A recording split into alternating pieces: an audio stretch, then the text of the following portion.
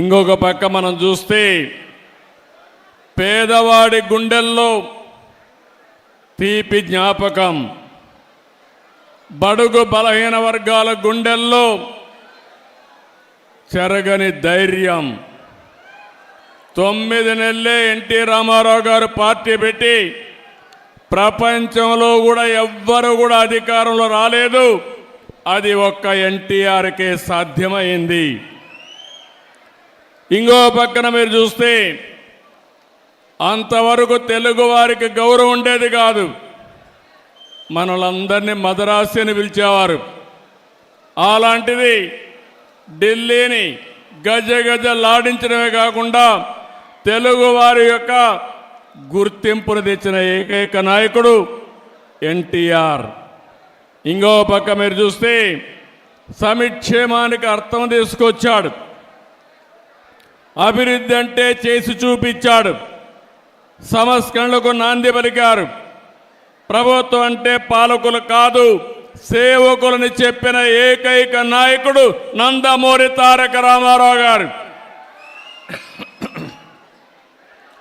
దేశ చరిత్రలోనే రాజకీయాలకు కొత్త రూపం ఇచ్చిన వ్యక్తి ఎన్టీఆర్.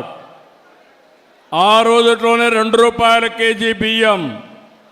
ఈరోజు దేశమంతా కూడా ఫుడ్ సెక్యూరిటీగా మారే పరిస్థితికి వచ్చింది. ఇంకొక పక్క మీరు చూస్తే ఆ రోజు ఆయన ఇచ్చిన పింఛను 35 రూపాయలు, ఈరోజు 4,000 రూపాయలు ఇస్తున్నామంటే అది తెలుగుదేశం పార్టీ చరిత్ర. ఇవే కాకుండా పేదవాడు కూడా పక్కా ఇల్లు ఉండాలి, గుడిసెలు కాదని చెప్పి పక్కా ఇళ్లకు నిర్మాణం చేశాడు.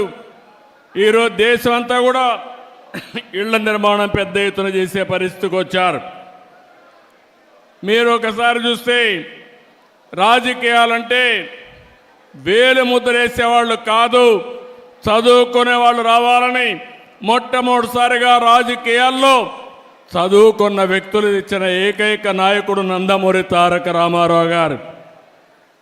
బీసీలు అంతవరకు రాజకీయ ప్రాతినిధ్యమే లేదు. ఈరోజు ఈ మైదుకూరులో కూడా బీసీ గెలిచాడంటే, సుధాకర్ యాదవ్ గెలిచాడంటే అది ఎన్టీ రామారావు గారు వేసిన ఫౌండేషను. ఈరోజు ఆయన కళ మనం నిజం చేసే పరిస్థితికి వచ్చాం. ఇవే కాదు, మీరు ఒకసారి చూస్తే ఈరోజు ఎన్టీ రామారావు గారు వచ్చిన తర్వాతనే అన్ని కార్యక్రమాలు జరిగాయి.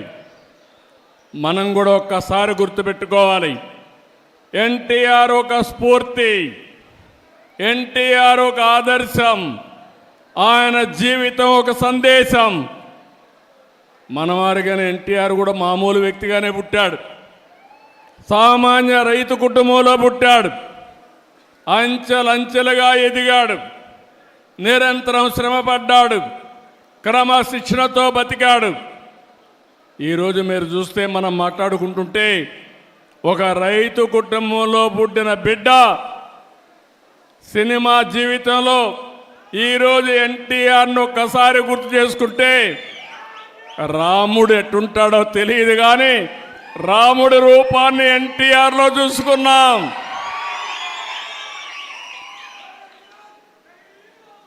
ఒక రాముడే కాదు, ఒక శ్రీకృష్ణుడు అంటారు ఎవరికి తెలియదు. ఇప్పటికి కూడా శ్రీకృష్ణుడు అంటే ఎన్టీఆర్ రూపంలో చూస్తున్నాం. ఇది ఒకటే కాదు, ఆయన జీవితంలో మనం చూస్తే ఇప్పుడే కాదు ఇంకా మళ్ళా పుట్టరు. ఒకవేళ ఆయన చేసిన పాత్రలు చేయాలంటే మళ్ళీ ఎన్టీ రామారావు గారే పుట్టాలి తప్ప ఎవరికి సాధ్యం కాదు. ఇంకొక పక్కన రాజకీయాలు, కొత్త నిర్వచనం తీసుకొచ్చాడు. అంతవరకు చూస్తే రాజకీయాలంతా కూడా దోపిడీకి మారుపేరుగా ఉండే రాజకీయాల్ని ప్రజాహితం కోసం, ప్రజాసేవ కోసం రాజకీయాలను చేసిన నాయకుడు ఎన్టీ రామారావు గారు. మీరు ఒకసారి చూస్తే రాజకీయం అంటే పెత్తందారి విధానం కాదు, పేదల జీవితాలు మార్చేది రాజకీయం అని చెప్పి చేసి చూపించిన నాయకుడు ఎన్టీ రామారావు గారు. మీరు ఒకసారి చూసినప్పుడు బీసీలకు మొట్టమొదటిసారిగా స్థానిక సంస్థల్లో రిజర్వేషన్లు పెట్టిన వ్యక్తి ఎన్టీఆర్ అని చెప్పి నేను మీకు తెలియజేస్తున్నా.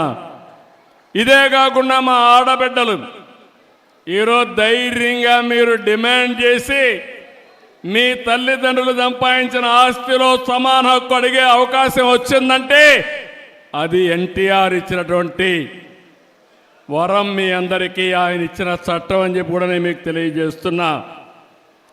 ఇంకో పక్క రాజకీయాల్లో మగవాళ్లే కాదు ఆడబిడ్డలు రాణిస్తారని స్థానిక సంస్థల్లో 9% రిజర్వేషన్లు పెడితే ఈరోజు దేశంలో 33% ఆడబిడ్డలకు చట్టసభల్లో రిజర్వేషన్లు వచ్చాయంటే దీనికి ఫౌండేషన్ వేసిన వ్యక్తి నందమూరి తారక రామారావు అని చెప్పి నేను మీకు తెలియజేస్తున్నా.